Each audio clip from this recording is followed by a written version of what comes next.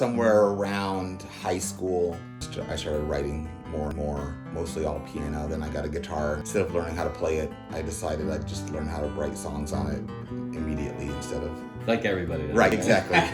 Jump in the deep end of the pool, right? Exactly.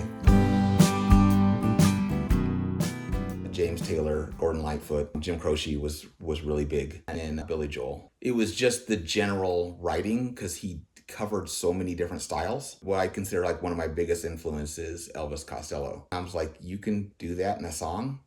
You can just completely change the song from one half of the song to the other half of the song? I think that really keyed me into looking for people like Amy Mann. I just tend to get influenced by a lot of people, really influenced by their writing that are local writers. That to me has been like really exciting.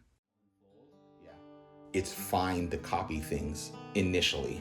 You just listen to it, you got to try to say, hey, can I do this? You do it, then as you keep writing, eventually all those different things that you do will kind of contribute to what becomes your original sound. I did just write this. I did try to write something that was not what I've been writing. Subject-wise, it's something completely different. The message that was sent. My first was in 96, 97. What was the name of it? Sudden Laughter. So I think just the name alone gets the reaction that you want. I could not really play my guitar that well yet, but they were looking for a guitar player. I went in, they just go, well, play some of your stuff. So I played that, and they said, you're in. I basically played downstrokes. And that's all I do. I was having a hard time categorizing myself, because I'd be like, no, I feel like I'm a songwriter. Then very early on, I also started into recording. I found I really loved arranging and composing, all that goes along with that. So it kind of became like a duel. Like I like to write, I like to figure out how to put it together. Life in the day of a featured artist at REALGREY Records. I'm going to take you down the path of things that Wylie and all his predecessors have had to deal with, what they've been gifted with. From REALGREY Records, they get an email from Anya. Anya tells them, hey, we would like for you to be a featured artist. The first thing the featured artist does is write a song written for that night. And then the studio grants 3 sessions for them to record and produce that song so we can share it with you on the night of Bring Your Song. When do you decide, okay, I need to write this? Like, how much has to bubble to the surface until you go, okay, there's something here?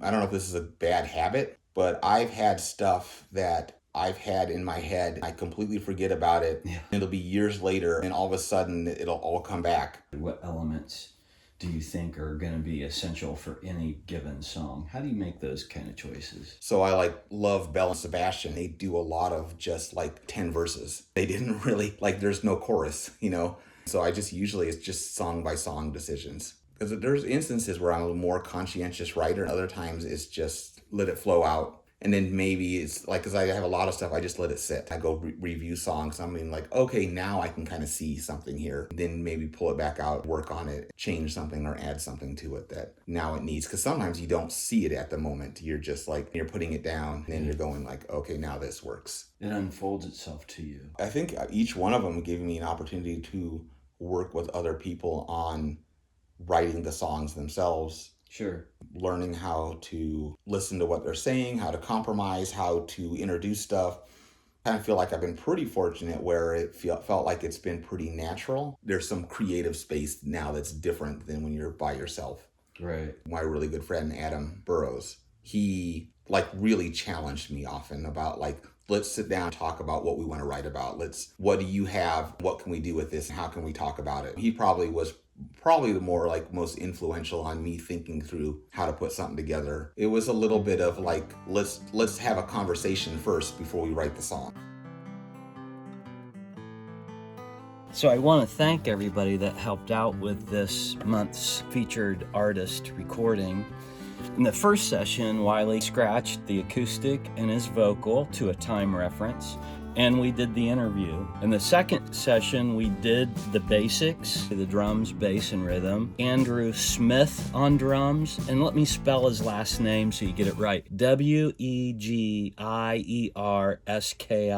Smith. Wylie played bass, and Stan Hinshaw did rhythm guitar on this track. Session number 3, we had Cody Martin come in. Cody did lead guitar, and he did some background vocals. Lauren Barbson sang backup vocals, and a fine job she did. I went through a pretty severe mental health issue. So everything I was writing was nothing but that. And I got to a point where I'm just done writing about this. The jump start out was, okay, sometimes it's write anything, regardless of you throw it out or it's archived.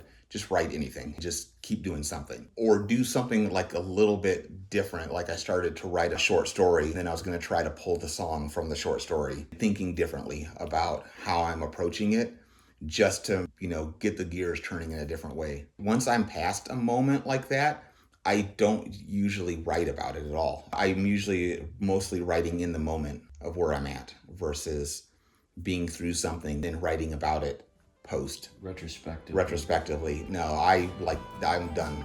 I don't want to write about that anymore.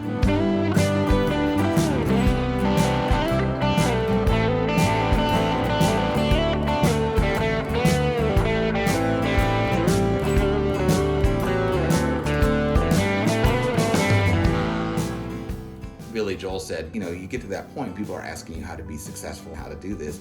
Paraphrasing, you should do what you want because there is going to be an audience for you. You don't need to be on the top of the charts. You can make a career with what you love, and there will be people there for you for it. That really stuck with me for a long time. There's someone out there, there's an audience that is looking for what you do.